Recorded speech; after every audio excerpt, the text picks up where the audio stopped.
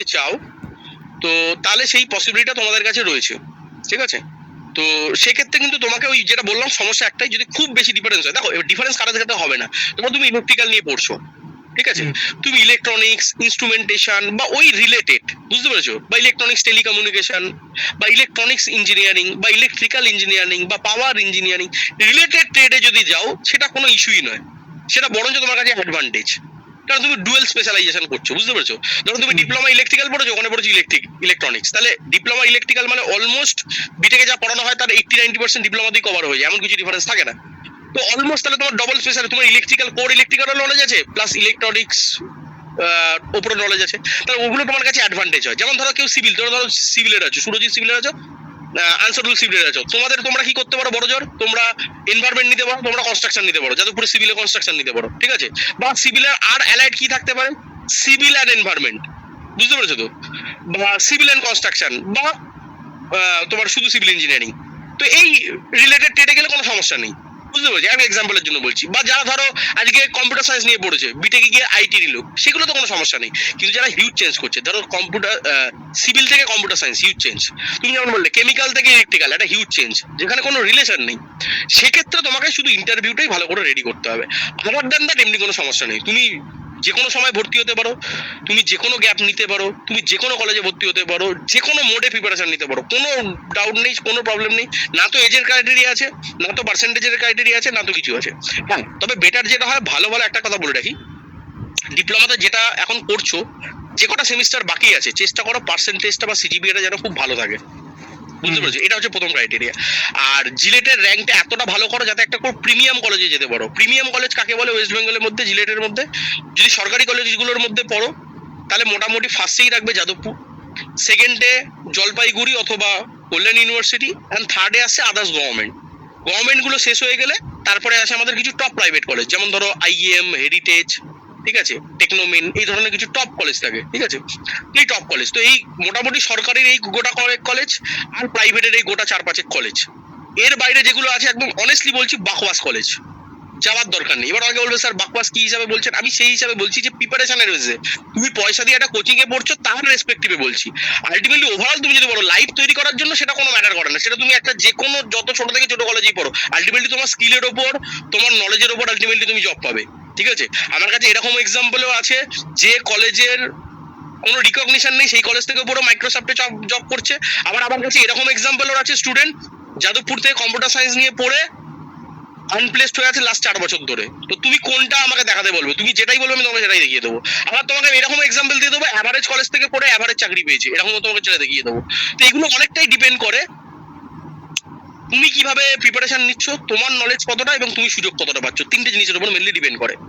But আমি যদি overall বলি, এখন তো তোমার কাছে সবকিছুই ওপেন, এখন তো তোমার কাছে কোনো কিছু ব্লক হয়ে যায়নি। আজকে ধরো যে ছেলেটা জিলেটে খারাপ র্যাঙ্ক করলো, তার কাছে রাস্তাটা বন্ধ হয়ে গেল, তোমার কাছে তখন সবকিছুই পসিবিলিটি আছে। তুমি ভালো কলেজে যেতে পারো, তুমি খারাপ কলেজে যেতে পারো, তুমি ভালো স্ট্রিমেও যেতে পারো, তুমি খারাপ স্ট্রিমেও যেতে পারো, তুমি তোমার পছন্দের স্ট্রিমেও যেতে পারো, তুমি তোমার অপছন্দের স্ট্রিমেও যেতে পারো, তুমি ভালো চাকরি নিতে পারো, তুমি খারাপ চাকরি নিতে পারো, সবকিছুই তোমার হাতে রয়েছে।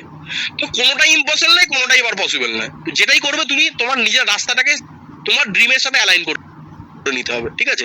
বাট আমার রেকমেন্ডেশন এটাই থাকবে, আমি যেটা বললাম, যে চেষ্টা করতে হবে আগে প্রিমিয়াম সরকারি কলেজগুলো, প্রিমিয়াম ইউনিভার্সিটিগুলো, প্রিমিয়াম গভর্নমেন্ট কলেজগুলো, তারপরে টার্গেট রাখতে হবে যে একটু non premium but still government college, কারণ সেখানে কি হয়, অ্যাটলিস্ট একটা ছাপ পড়ে যায়, গভর্নমেন্টের স্ট্যাম্প মানে একটা বিশাল বড় জিনিস ম্যাটার করে, বুঝতে পেরেছো? তারপরে সেটা যদি একান্ত না হয়, তাহলে premium private college, top private college যেটা ওয়েস্ট বেঙ্গলে, যেটা মোটামুটি সরকারিগুলো শেষ হলেই তারপরে ছেলেমেয়েরা যেখানে যায়, সেটা হবে নেক্সট আমার অ্যাপ্রোচ। তারপরে আসবে যে মিডিওকার কলেজ, আর তারপরে না হলে আমার মনে হয় ড্রপ নেওয়াটাই বেটার, কারণ উল্টো পাল্টা কলেজে না পড়াটাই বেটার। এটা আমার মত, ঠিক আছে? এটা এবার ইন্ডিভিজুয়ালের চিন্তা ভাবনা না, কারণ আমি আগে শুরুতেই বললাম তোমাকে যে আমার কাছে সব ধরনের এক্সাম্পল আছে। এমন কলেজও দেখিয়ে দেবো যে কলেজের জীবনে তুমি নামও শোনোনি, যে কলেজের কোনো নাম অস্তিত্ব নেই, সেই কলেজ থেকেও মাইক্রোসফট গুগলের মতন কোম্পানিতে চাকরি পেয়েছে। তো পুরোটাই ডিপেন্ড করে ইন্ডিভিজুয়ালের ওপর। কিন্তু আমার যেটা মনে হয় ওভারঅল, আমি তো মেজরিটি দেখবো, একজনকে দেখিয়ে তোমাকে নিশ্চয়ই, তুমি তো ব্যতিক্রম দিয়ে সংজ্ঞা তৈরি করতে পারো না, সংজ্ঞা দিয়ে তুমি তার একটা এক্সাম্পল দেখাতে পারো, তার একটা ব্যতিক্রম দেখাতে পারো, তাই না? এক্সেপশন দেখাতে পারো যে না স্যার এটা একটা এক্সেপশন। বাট ইন জেনারেল তুমি যদি বলো যে স্যার অ্যাভারেজ বলুন যে 60-70% স্টুডেন্টদের ক্ষেত্রে ভালো কোনটা হবে, সো সবসময় তোমার টার্গেট থাকা যে top government college, at least top না হলো যে কোনো গভর্নমেন্ট কলেজ, তারপরে না হলো টপ 5 প্রাইভেট কলেজ, এর বাইরে না যাওয়াটাই বেটার। বোঝা গেল? হ্যাঁ স্যার। তো সমস্যা শুধু একটা জায়গাতেই, যেটা বললাম, পার্সেন্টেজটাকে হাই রাখতে হবে, আর ইন্টারভিউ এর সময় ওই অ্যান্সারটাকে খুব ভালোভাবে রেডি করতে হবে। বাকি এখন আর কোনো সমস্যা নেই, এখন মেনলি ফোকাস করো স্কিল সেটের ওপর। প্রথম ডাউট ক্লিয়ার? আর কারো কোনো ডাউট?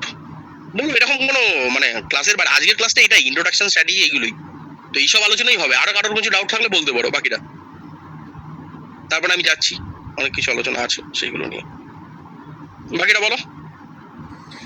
না স্যার, আমার কোনো ডাউট নেই। ওকে,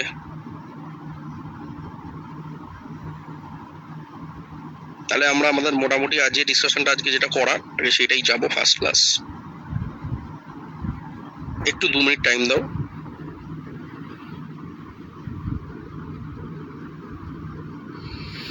আচ্ছা, আর বাকি দুজন যারা সিভিলে আছো তাদের কি চিন্তা ভাবনা কি গো?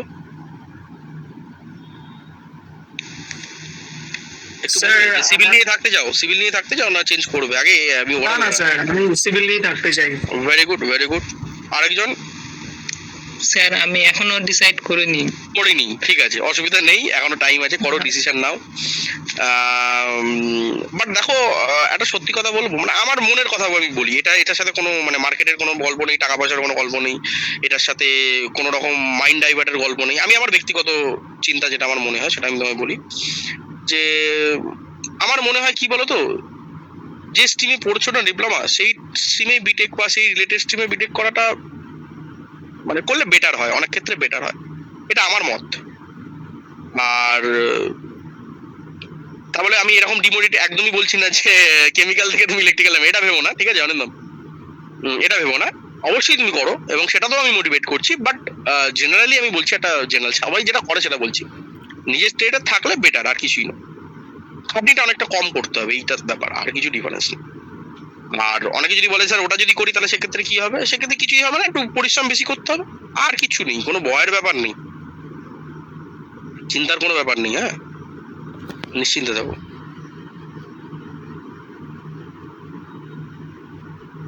আচ্ছা, একটুখানি দাঁড়িয়ে যাও।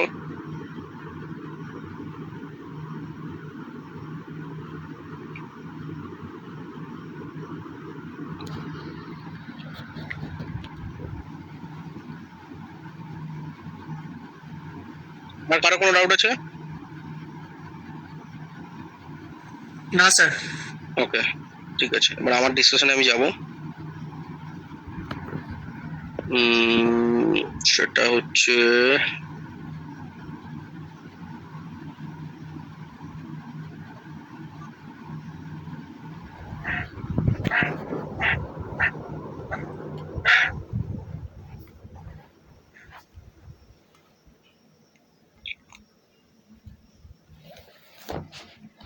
হ্যাঁ, তো মেনলি আজকে ক্লাসটা হচ্ছে ইন্ট্রোডাকশন আর স্ট্র্যাটেজি। হ্যাঁ, সব নিয়ে কথা বলবো। তো আগে আমি জিলেট এক্সামটা সম্পর্কে আগে বলি, হোয়াট ইজ জিলেট, এবং এর একটু হিস্ট্রিটা বলে দিই আগে ছোট করে।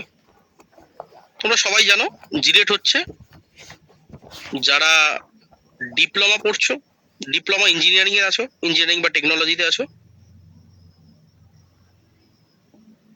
বা যারা বিএসসি পাস বা অনার্স পড়েছে তারা, বা যারা ফার্মাসি পড়েছে তারা, এই তিনটে ক্যাটাগরি স্টুডেন্টরা বেসিক্যালি জিলেট এক্সাম দেয়। এরা দিয়ে কি করে, এরা এখন যে দেখো ডিপ্লোমা, বেসিক্যালি এই যে ডিপ্লোমা কোর্সটা বেসিক্যালি কিন্তু 12th স্ট্যান্ডার্ড কোর্স, জানো তো? তুমি যদি আজকে ইউপিএসসি দিতে যাও তোমাকে কিন্তু এলিজিবল করবে না, কথাটা বুঝলে? তুমি যদি আজকে এসএসসি সিজিএল দিতে যাও তোমাকে কিন্তু এলিজিবল করবে না, কারণ সেখানে সবই গ্র্যাজুয়েট থাকে। তুমি যদি এখন আইবিপিএস পিও দাও তোমাকে কিন্তু এলিজিবল করবে না, কারণ সেখানে কি লাগে, গ্র্যাজুয়েট ডিগ্রি লাগে। গ্র্যাজুয়েট ডিগ্রি নাম শুনেছো তো? গ্র্যাজুয়েট ডিগ্রি, গ্র্যাজুয়েট বা ব্যাচেলার ডিগ্রি। তো বেসিক্যালি তুমি ডিপ্লোমা ইন ইঞ্জিনিয়ারিং টেকনোলজি, মানে তুমি ডিপ্লোমা ইঞ্জিনিয়ারিং পড়ো, বা তুমি বিএসসি ক্যান্ডিডেট হও, বা তুমি ফার্মাসি পাও, এই তিনজনেই বেসিক্যালি জিলেট পরীক্ষা দেয় একটা ব্যাচেলার ডিগ্রি অর্জন করার জন্য, মানে একটা গ্র্যাজুয়েট হওয়ার জন্য, ঠিক আছে? সেটাই বেসিক্যালি জিলেট পরীক্ষা। এবার তুমি বলবে যে স্যার অলরেডি বিএসসি ক্যান্ডিডেট, ওরা তো অলরেডি একটা গ্র্যাজুয়েট হয়েই বসে আছে, ওরা তো যে কোনো পরীক্ষা দিতে পারবে গ্র্যাজুয়েট লেভেল, তো অলরেডি গ্র্যাজুয়েট লেভেল হয়ে আছে, তাও কেন দিচ্ছে? কারণ ওরা জেনারেল লাইনে আছে, জেনারেল থেকে ওরা ইঞ্জিনিয়ারিং এ গ্র্যাজুয়েট হচ্ছে, আর তোমরা ইঞ্জিনিয়ারিং এর ক্লাস 12 থেকে তোমরা জিলেট মানে ইঞ্জিনিয়ারিং এর রিলেটেড তুমি গ্রাজুয়েশন করছো বা ব্যাচেলার ডিগ্রি করছো, বোঝা গেল? তাহলে জিলেট পরীক্ষা মেনলি কি? ব্যাচেলার ডিগ্রির জন্য। ব্যাচেলার মানে কি? গ্রাজুয়েট লেভেল ডিগ্রির জন্য। আর তোমরা এখন ডিপ্লোমা করে কোন লেভেলে আছো? 12 স্ট্যান্ডার্ড আছো, মানে ক্লাস 12 লেভেলে আছো, বুঝতে পেরেছো তো? ওই জন্যই তো ক্লাস 10 প্লাস ডিপ্লোমা। এই যে আমরা বলি না, ডিপ্লোমাটা মেনলি কাদের জন্য জানো তো? ক্লাস 10 এর জন্য। ক্লাস 10 করে ডিপ্লোমা হয়। এবার অনেকে বলবে স্যার তাহলে তো আমরা অনেকেই 12 সায়েন্স করে আসছি বা 12 পাস করে আসছি, ওটা এক্সট্রা, আমরা করেছি তাই। বাট তুমি ইন জেনারেল তুমি যদি লফুলি আসো, তুমি যদি অ্যাকচুয়াল ইনফরমেশন আসো, তাহলে ক্লাস 12 লেভেলের স্ট্যান্ডার্ডই হচ্ছে ডিপ্লোমা ইঞ্জিনিয়ারিং এর স্ট্যান্ডার্ড, বুঝতে পেরেছো? ওটা কিন্তু গ্র্যাজুয়েট ডিগ্রি নয়। এবার এটা নিয়ে অনেক কেস চলছে, বহুদিন ধরে লড়াই চলছে বিভিন্ন স্টেটে। যদি ইন ফিউচার কোনোদিন এটা বলে দেয় যে না ডিপ্লোমাটা গ্র্যাজুয়েট ডিগ্রির সমান, তখন সেটা জানা যাবে। বাট আজকের ডেট অবধি আমাদের কাছে ইন্ডিয়াতে যা ল আছে, as per laws and regulation, তুমি 12 স্ট্যান্ডার্ডে আছো। ডিপ্লোমা ইঞ্জিনিয়ারিং কমপ্লিট করছো মানে তোমার ক্লাস 12 এর ইকুইভ্যালেন্ট ডিগ্রি আছে। তোমাকে ব্যাচেলার ডিগ্রি করতে গেলে তোমাকে বিটেক বা বিই করতে হবে। ক্লিয়ার? প্রথম জিনিস ক্লিয়ার? হ্যাঁ স্যার। এবার দ্বিতীয় প্রশ্ন আসবে, স্যার জিলেট করে কত ধরনের ডিগ্রি পাওয়া যায়? আমি আপাতত বিএসসি নিয়ে কথা বলবো না, আমি আপাতত ফার্মাসি নিয়ে কথা বলবো না। কেন? কারণ আমি ধরে নিচ্ছি আমার এখানে জিলেট যারা পড়তে আসবে সবাই ডিপ্লোমা ইন ইঞ্জিনিয়ারিং। সেটা কেমিক্যাল হতে পারে, সিভিল হতে পারে, মেকানিক্যাল, ইলেকট্রিক্যাল, কম্পিউটার সায়েন্স, যা কিছু স্ট্রিম হোক, সবাই ইঞ্জিনিয়ারিং এরই স্টুডেন্ট। আমি এটা ধরে নিয়ে চলছি, কারণ বিএসসি আর ফার্মাসি সিলেবাস আলাদা এবং তাদের কোশ্চেন পেপারও আলাদা। ওই জন্য ওদেরকে আমরা কনসিডার করবো না, যা কিছু বলবো ডিপ্লোমা ইঞ্জিনিয়ারিং নিয়েই বলবো। তাহলে ডিপ্লোমা ইঞ্জিনিয়ারিং থেকে বেসিক্যালি তুমি দু ধরনের কোর্স করতে পারো। একটা হচ্ছে বিই, ব্যাচেলর অফ ইঞ্জিনিয়ারিং, আরেকটা হচ্ছে বিটেক, ব্যাচেলর অফ টেকনোলজি। দুটোই একই জিনিস, দুটোই হচ্ছে আফটার। দেখো প্রথম কথা, জিলেট মানে after diploma course. After diploma তুমি কি ডিগ্রি করছো? ব্যাচেলার ডিগ্রি করছো বা গ্রাজুয়েট ডিগ্রি করছো, তাই না? বা গ্রাজুয়েশন কমপ্লিট করছো বা ব্যাচেলার ডিগ্রি নিচ্ছ আফটার ডিপ্লোমা, তার জন্য জিলেট দিচ্ছ। সেই ডিগ্রিটা দুটো পার্টে ভাগ হয়। একটা হয় বিটেক, দেখবে অনেক জায়গায় শিখবে বিটেক করেছে, অনেকে বলবে বি ডিগ্রি আছে। এর মানেটা কি? বি সাধারণত একটু প্রিমিয়াম ডিগ্রি মনে করা হয়, বাস্তবে নয়, মনে করা হয়। এখানে কি হয়, এই বি ডিগ্রিতে জেনারেলি কোনো বিগ ইউনিভার্সিটি বা বিগ না হলেও কোনো ইউনিভার্সিটি জেনারেলি দেয়। এখানে কি হয়, এখানে থিওরিটা বেশি থাকে,